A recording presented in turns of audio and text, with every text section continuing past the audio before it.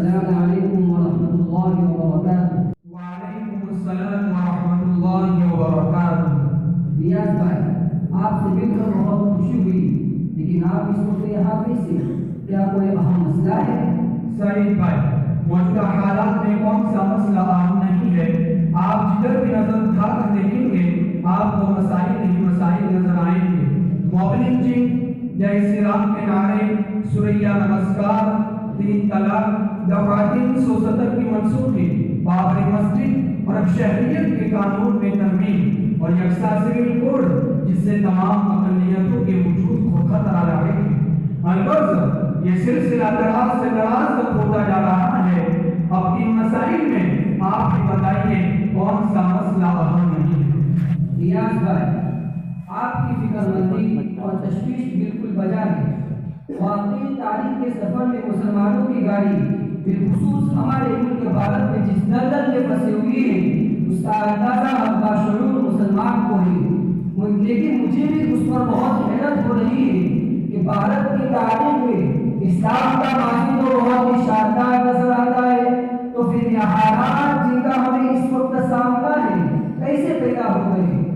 بھارت میں مختلف قوموں کے قبل اسلام کی تاریخ پر نظر ڈالتے ہیں تو اس سے بھی یہی پتہ چلتا ہے کہ یہاں کے لوگوں نے اسلام اور مسلمانوں کا استقبال ایک نجات دہندہ ہونے کی حیثیت سے قبول کیا ہے۔ چنانچہ واقعات کی تفصیلات میں نہ جاتے ہوئے صرف اور صرف کئی اسباب کا جائزہ لیتے ہیں جس سے بھارت میں اسلام کو مقبولیت حاصل ہوئی، تو معلوم ہوتا ہے کہ 4 سبب بہت ہی اہم ہیں۔ نمبر 1، صحابہ کرام کی جد و جہد۔ نمبر 2، مسلمان تاجروں کی تبلیغی کوششیں۔ نمبر 3، اسلام کا انسانی مساوات اور برابری کا عقیدہ۔ نمبر 4، ہندو مذہب کے ذات پات کا نظام اور انسان کے لوگوں پر دشمنوں کا ظلم۔ ریاض بھائی، ہوا ہے کہ ہندو مذہب میں تعلیمات کے اعتبار سے نظام کے لوگوں کو مریض اور ناپاک سمجھا جاتا ہے، اسی لیے انہیں مقدس بل پڑھنے کی بھی اجازت نہیں ہے، انہیں مندروں میں داخل ہونے پر بھی پابندی ہے، انہیں رکوع سے پانی پینے کی بھی اجازت نہیں ہے جس سے برہمن پانی پیتے ہیں۔ بدھ ویدوں میں شودر کو حقیر اور ناری کے نفر سمجھا گیا ہے۔ بعد میں کہ رامائن میں رام چندر جی نے شمبھوک نامی شخص کو صرف اس لیے بدل کیا تھا کہ وہ شودر ہوتے ہوئے بھی عبادت اور تپسیا میں لگا ہوا تھا، بلکہ 20ویں صدی کی ابتدا تک جنوبی بھارت کے بعض علاقوں میں نژاد لوگوں کے لیے ضروری تھا کہ وہ برہمنوں سے 47 قدم کے فاصلے پر رہیں، اور اگر وہ چلے ان راستوں پر جس پر برہمن چلتے تو کاٹتے ہوئے چلے تاکہ ان کی ذات کی ہندو ان کی اجازت سے آگاہ اور فاصلہ قائم کر لیں۔ ریاض بھائی، ایسے نفرت انگیز ہندو سماج میں کاشتکاروں، ماہیگیروں، دوسری نچلی قوموں کے لیے عزت نفس کے ساتھ جنا ممکن نہیں تھا، لہٰذا انہوں نے مسلمان تاجروں کی تبلیغ اور بزرگان دین کی کوشش سے کبھی انفرادی تو کبھی اجتماعی ہندو مذہب کو خیرباد دے دیا اور مشرق اسلام ہو گئے۔ تحفہ میں لکھا ہے کہ جنوبی بھارت کے راجا مسلمان تاجروں کی عزت کیا کرتے تھے، اسلام قبول کرنے والوں کے ساتھ کسی قسم کی مزاحمت نہیں کی جاتی تھی۔ مسلمان تاجروں نے اور جہازرانوں نے بڑی بڑی عالیشان مسجدیں تعمیر کی تھی۔ ایک مسلمان جہاز کا بزرگ ابن شہریار اپنی کتاب عجائب الہند میں لکھتے ہیں کہ کالیکٹ اور مالابار کے راجا کے ملک میں مسلمانوں کی اتنی تعداد ہو گئی تھی کہ اس نے ایک مسلمان قاضی جس کو ہنرمند کہا جاتا تھا مسلمانوں کے لیے مقرر کیا تھا۔ عجائب الہند کی روایتوں کے مطابق بھارت کے جزیروں میں سب سے پہلے سرانتی موجودہ سری لنکا میں اسلام کا نور چمکا، وہاں کے باشندے بدھ دھرم کے پیروکار تھے۔ بھارت میں بدھوں کو اسلام سے ایک خاص مناسبت پیدا ہو گئی تھی، انہیں اسلام کی سادگی اور خلفائے راشدین کی فقیرانہ اور عادلانہ زندگی میں وہ چیز نظر آئی تھی جس کو وہ تلاش کر رہے تھے۔ اسی طرح سندھ میں بھی بہت زیادہ بدھ دھرم رائج تھا اور برہمنوں کی طرف سے ظلم کی ضد میں ایک بڑی تعداد میں لوگ دائرۂ اسلام میں داخل ہو گئے۔ اسی طرح ایک مظلوم عورت کی فریاد محمد بن قاسم کے سر پر حملے کا سبب بنی۔ محمد بن قاسم کی تلوار نے اسلام کی تبلیغ میں کئی چیزوں کو زبردستی سے کام نہیں دیا۔ محمد بن قاسم ایک فاتح سے چلا ایک مولوی اور داعی اسلام تھے. انہوں نے تو رحمانوں نے بھی اعلان جاری کر دیا جس کا جی چاہے مسلمان بن کے حقوق جماعت برابری کا درجہ حاصل کر لے اور جس کا جی چاہے زندگی بھر تک اپنے مذہب پر قائم رہے. جب بہت سے برہمنوں نے یہ دیکھا کہ بہت بڑی تعداد میں مسلمان ہو رہے ہیں اور مسلمانوں کی طرف صلح کا ہاتھ بڑھا رہے ہیں تو انہوں نے بھی اپنا ایک وفد محمد بن قاسم کی خدمت میں بھیجا اور بہت سے برہمن دائرہ اسلام میں داخل ہو گئے. تاریخ میں عمر بن عبدالعزیز کی متعلق یہ بات ملتی ہے قطر اللہ ملوک السند کی علوم من الاسلام والطعام کہ عمر بن عبدالعزیز نے بھی سندھ کے بڑے بڑے بادشاہوں کو قبر اسلام کی دعوت دی جن کی دعوت دینے کی وجہ سے بڑے بڑے ہندو شہزادے دائرہ اسلام میں داخل ہو گئے. اسی طرح بھارت کی سرزمین جوگیوں اور فقیروں کی سرزمین رہی. وہ لوگوں کو ریاست کی کچھ شعبے دکھا کر اپنا منتقل اور گرویدہ بنایا کرتے تھے. صوفیاء کرام نے یہاں کے باشندوں کی مثال کو مد نظر رکھتے ہوئے تبلیغ اسلام کے لیے اپنی کراماتیں دکھائی اور اپنی شفاف روحانیت اور ذکر کے انوار سے ساتھوں سنتوں پر برتری حاصل کر لی اور ان کی کرامتیں لوگوں کے لیے اسلام کی روحانی طاقت کی نشانیاں بن گئی. ابن بطوطہ نے اپنے سفر نامے میں کرامتوں کے ذریعے بعض لوگوں کے عجیب و غریب واقعات نقل کیے ہیں. ریاض بھائی ہمارے ملک بھارت میں اشاعت اسلام کی تعلیم پر نظر ڈالتے ہیں تو اس سے بھی یہی پتہ چلتا ہے کہ یہاں کے لوگوں نے اسلام اور مسلمانوں کا استقبال ایک مسیحا کے روپ میں کیا تھا. تو پھر کیا وجہ بنی اور ایسے کون سے اسباب پیدا ہو گئے کہ حالات کا فاصلہ ہی پلٹ گیا اور مسلمانوں کو نفرت کی نگاہ سے دیکھا جانے لگا. سعید بھائی دیکھیے یہ حالات اس لیے پیدا ہوئے کہ یہاں عوام کی اکثریت کے جسم میں اسلام اور مسلمانوں کی دشمنی کے زہر کا انجیکشن دیا گیا. یہ زہر کا انجیکشن سب سے پہلے انگریز مورخوں یعنی اتہاس لکھنے والوں نے لگایا جنہوں نے اپنی سیاسی مفادات کے تحت تاریخ کی کتابیں لکھی اور ان میں مسلمانوں کے مظالم کے فرضی اور من گھڑتی سے لکھے جن پر یقین کر لینے کے بعد نفرت کا زہر پھیلانے کے لیے جن لوگوں نے مسلمانوں پر الزامات لگائے اس سے پورا ماحول زہریلا ہو گیا. اور بعض مسلمان مورخوں نے مسلمانوں کی رواداری کی تاریخ پر کتابیں لکھی لیکن مسلمانوں کی لکھی ہوئی کتابیں سرکاری اسکولوں اور جامعات میں نصاب کا حصہ نہیں بن سکی اور انہیں غیر مسلموں نے نہیں پڑھا. اس لیے اسلام دشمنی کا زہر برادران وطن کے ذہن و دماغ میں باقی رہا. اس لیے برادران وطن کے ذہن و دماغ سے جب تک اسلام دشمنی کا زہر نہیں نکالا جائے گا حالات نہیں بدلیں گے اور ہر تھوڑے دنوں پر ایک نیا زخم لگتا رہے گا. مسلمان 1000 سال سے ہندوستان میں ہندوؤں کے ساتھ رہ رہے ہیں لیکن انگریزوں سے پہلے یہ بے کام کی نہیں تھی. اس لیے بہت ضروری کام علمی اور عملی سطح پر اس زہر کا تیریا محاصرہ کرنا ہے اور برادران وطن کو ساتھ لے کر حالات کا مقابلہ کرنا ہے. لیکن سعید بھائی ایک بات اچھی طرح سمجھ لینی چاہیے کہ یہ احتجاج جلوس مظاہرے مطالبے جمہوریت کے دور کے مغل ہتھیار ضرور ہے اور ان سے مفر نہیں لیکن ہمیں نگاہ دوربین و دوررس کو موجودہ مسائل کا پائیدار حل کرنا چاہیے. احتجاجات کی حیثیت کو وقتی مقاصد علاج ہے یہ بے شک ضروری کام ہے لیکن ہمیں شفائے عاجلی پر نہیں شفائے کامل اور شفائے مستقیم پر بھی توجہ دینی چاہیے. ریاض بھائی آپ نے تو حالات کا بہت ہی اچھی طریقے سے تجزیہ تو پیش کر لیا اور آپ نے مرض کی نشاندہی بھی کر لی اور آپ کی گفتگو سے احتجاجات اور مظاہروں کی حیثیت بھی معلوم ہو گئی. لیکن اب آپ بھی بتا دیجیے کہ موجودہ حالات کا پائیدار حل اور بقول آپ کی شفائے کامل اور شفائے مستقیم کیا ہے؟ سعید بھائی یہ ہمارے عبداللہ بھائی ہیں ماشاءاللہ بہت سوچے ہوئے انسان ہے. آپ کے اس سوال کا جواب یہ نہیں. سعید بھائی کافی دیر سے آپ نے حضرات کی گفتگو سن رہا تھا اور مستفید بھی ہو رہا تھا لیکن برا مت مانیے گا ساتھ میں یہ بھی سوچ رہا تھا پتہ نہیں کہ باری آئے گی یا نہیں لیکن اللہ کا شکر ہے کہ باری آ ہی گئی. دیکھیے سعید بھائی مسائل جیسے بھی ہوں کسی بھی زمانے میں ہوں کسی بھی ملک میں ہوں پھر وہ انفرادی نوعیت کے سمجھتے ہو، ہمیں اس کا پائیدار حل قرآن کریم اور اسوہ رسول اکرم صلی اللہ علیہ وسلم میں ہی تلاش کرنا ہوگا۔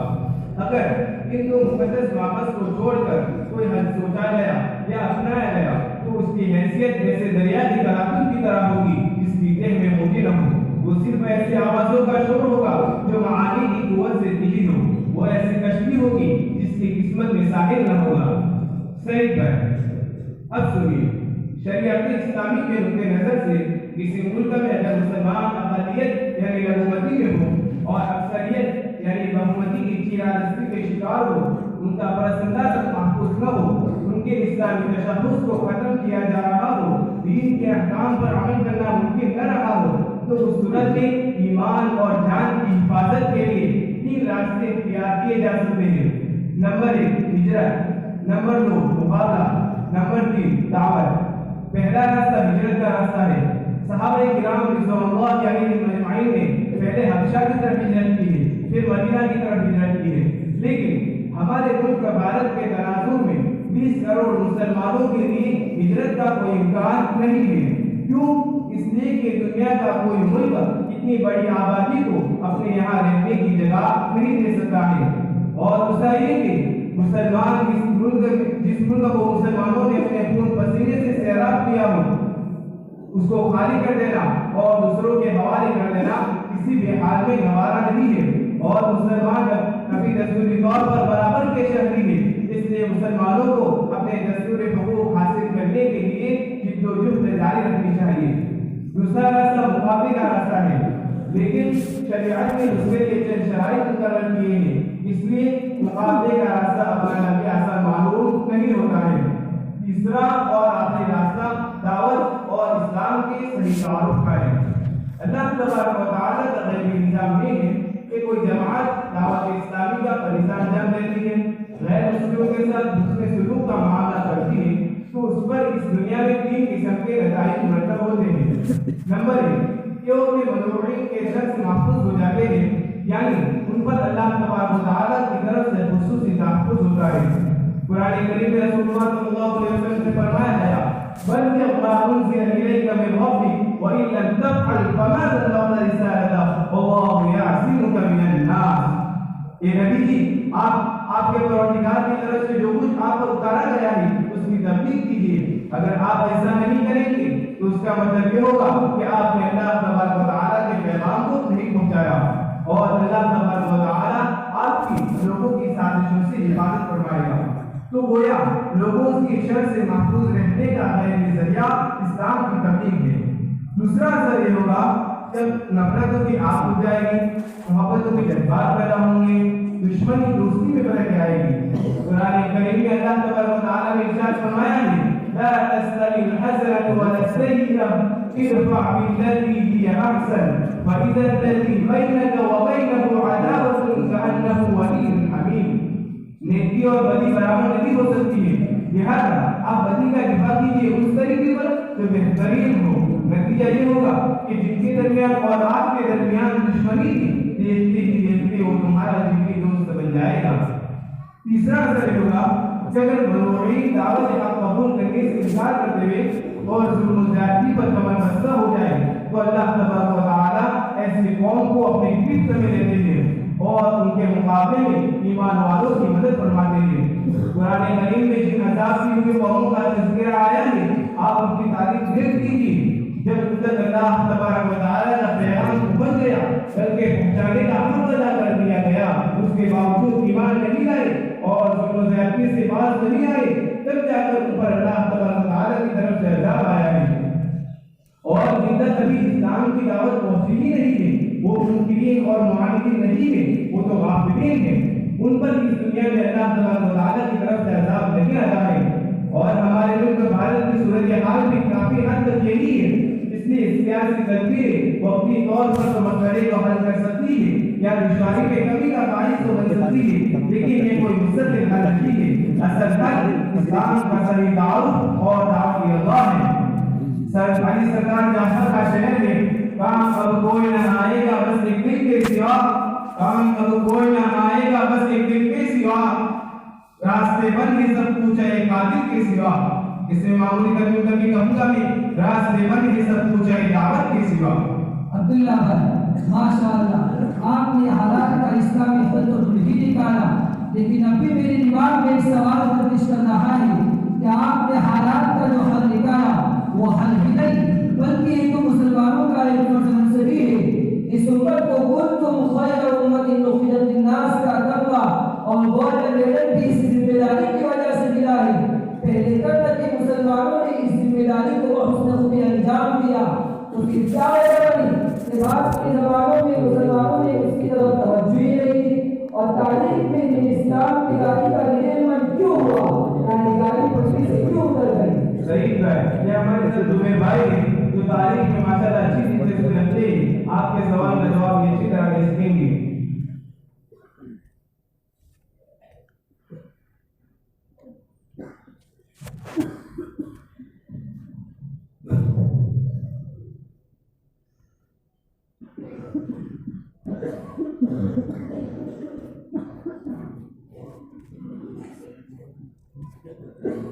صحیح ہے، ماشاء اللہ آپ حضرات کی گفتگو نے ایک اچھا ماحول بنا دیا ہے، لیکن اب آپ کا یہ سوال کہ دین اسلام کی گاڑی کا ڈیلیمنٹ کیوں ہوا، یعنی گاڑی پٹری سے کیوں اتر گئی، تو اس سوال کا جواب سمجھنے کے لیے ہمیں اپنی تاریخ پر نظر ڈالنی ہوگی۔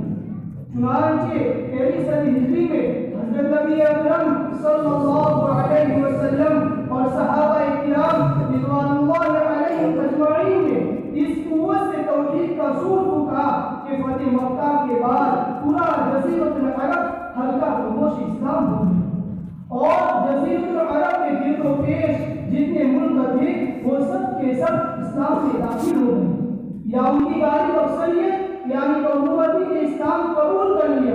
پھر بعد کی صدیوں میں وہ کام ہوا جو مشیت الہی کے مطابق تھا، یعنی علوم اسلامیہ کی تدوین کا کام جس دین کو قیامت تک باقی رہنا تھا اس کے علوم کو مدون ہونا ضروری تھا۔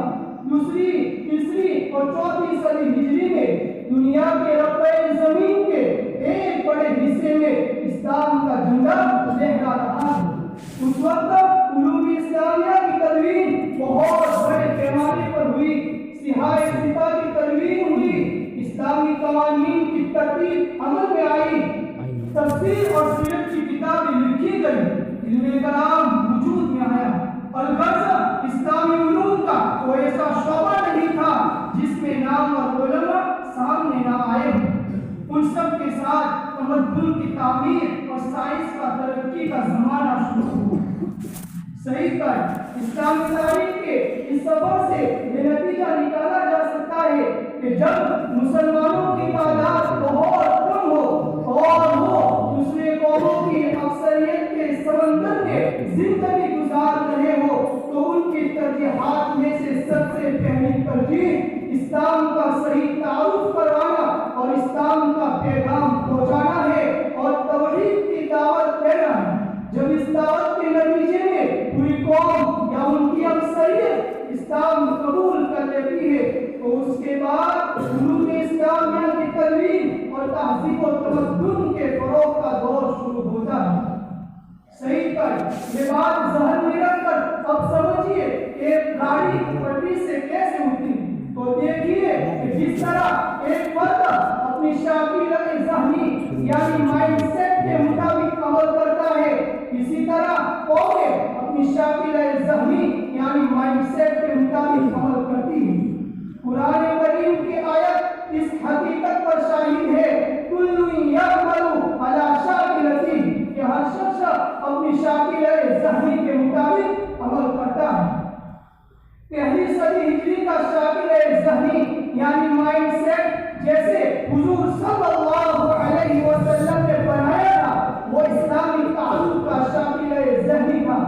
پھر قوموں کے مسلمان ہو جانے کے بعد علوم اسلامیہ کی تدوین اور تہذیب و تمدن اور سائنس کا شاکلہ ذہنی تیار ہوا جو ضروری تھا اور اللہ رب العزت کی مشیت بھی یہی تھی۔ لیکن ہمارے اس ملک بھارت اور اسی طرح اسپین میں یہ ترتیب قائم نہ رہ سکی۔ اسپین کے حالات بھی بھارت سے ملتے جلتے ہیں۔ اسپین میں بھی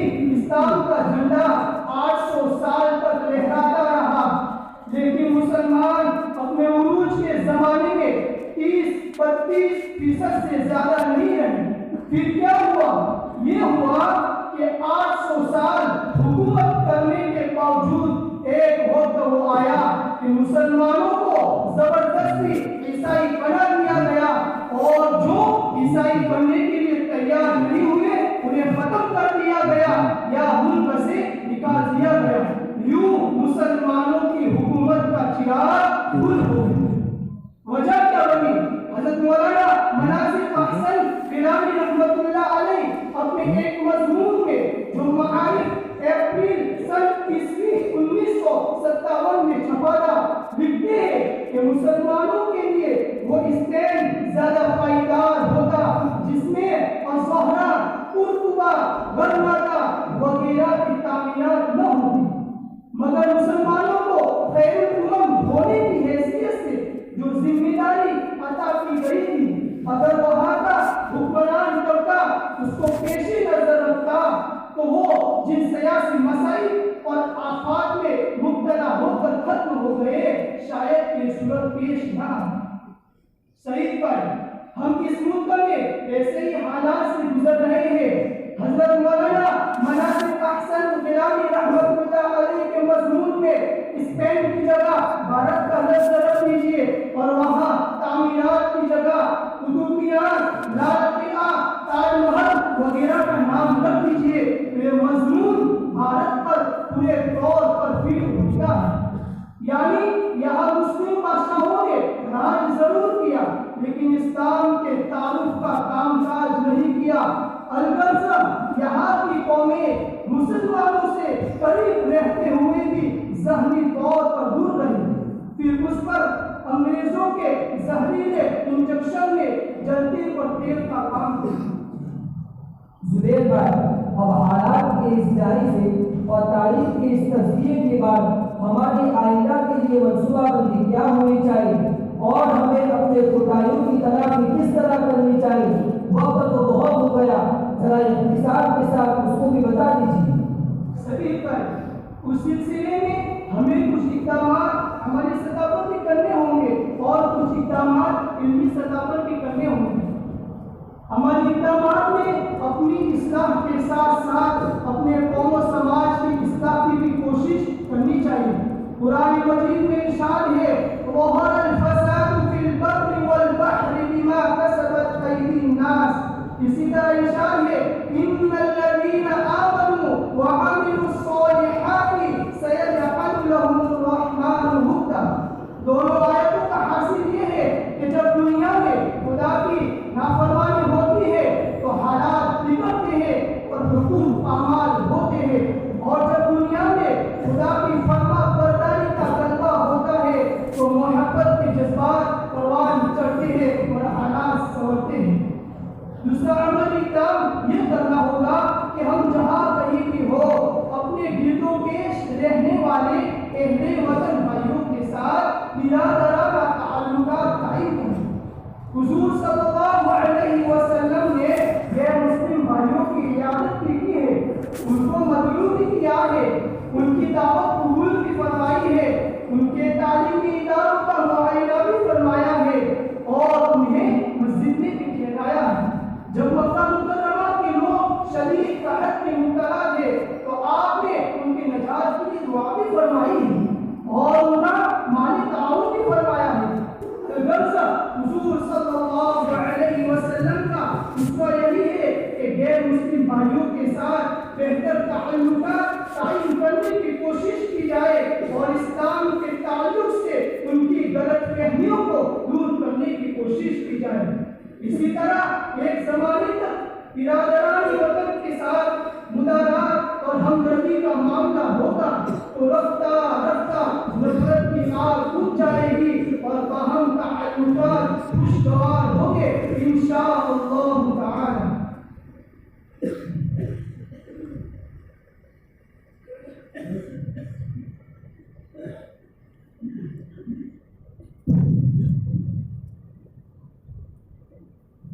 سعید بھائی، زبیر بھائی نے علمی سطح پر اقدامات کی جو بات کہی اس پر میں ایک بات کہنا چاہتا ہوں، وہ یہ ہے کہ موجودہ زمانے میں الیکٹرانک اور سوشل میڈیا کے ذریعے اسلام کے خلاف بے بنیاد اور بے سبب باتیں घर घर पहुंचाई जा रही है, जिसकी पादाश में जहां एक तरफ बिरादरानी वतन के दिलों में इस्लाम और मुसलमानों की दुश्मनी और तनक़ुद पैदा हो रहा है, वहीं दूसरी तरफ ज़ईफ़ुल इत्तेकाद और लिबरल व आज़ाद ज़हनियत रखने वाले मुसलमान बिलखुसूस असली उलूम से वाबस्ता लोगों का इस्लाम पर ईमान और एतमाद मुतसलसल हो रहा है। इस पस मंजर में अहले मदारिस पर एक बहुत ही अहम फरीज़ा आयद होता है कि इस्लाम के खिलाफ फैलाए जाने वाली गलत फहमियों और एतराज़ात का जायज़ा ले और उनके इज़ाले की फिक्र करे। हिंदुस्तान में हमारे अकाबिर उलमा हज़रत शाह वलीउल्लाह मुहद्दिस देहलवी, हज़रत मौलाना मोहम्मद कासिम साहब नानवी, हज़रत मौलाना हकीमुल उम्मत अशरफ अली थानवी, हज़रत मौलाना सैयद मोहम्मद अली मुंगी, हज़रत मौलाना रहमतुल्लाह गिलानी, अल्लामा शिबली नौमानी, अल्लामा सैयद सुलेमान नदवी और डॉक्टर हबीबुल्लाह वग़ैरहुम रहमहुमुल्लाह तआला ने इस काम पर खुसूसी तवज्जो दी और मुअस्सिर अंदाज में मुआहिदीन के एतराज़ात के जवाब दिए। ये एक हकीकत है कि दर्से निज़ामी के निज़ामी कुतुब बिलखुसूस अकाइद और फलसफा व मंतिक पर मुश्तमिल कुतुब को कमा हक पढ़ने से इस नौ की महारत किसी कदर पैदा हो जाती है, ताहम असरे हाजिर में आला सलाहियतों का फुकदान इसका मुतवाज़ी है कि सिर्फ दर्सी कुतुब पर इक्तिफा न किया जाए, बल्कि दर्सी कुतुब को पढ़कर फारिग हो जाने के बाद कुछ ऐसी कुतुब का भी मुताला करवाया जाए जिनको पढ़कर नए जदीद में पैदा होने वाले शुबहात का जवाब उसूली अंदाज में दिया जा सके।